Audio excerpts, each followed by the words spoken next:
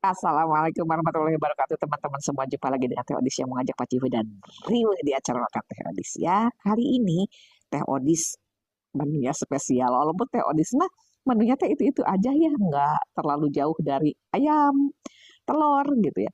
Karena memang Teh Odis nggak kurang suka, bukan kurang, memang tidak suka dengan perikan-ikanan gitu. Yang Teh Odis suka paling hanya satu mujair aja. Yang lainnya Teh Odis dikasih sama Allah saya nggak suka gitu, tapi nggak apa-apa, Allah masih kasih Teodis nikmat dengan makanan yang lain. Oke,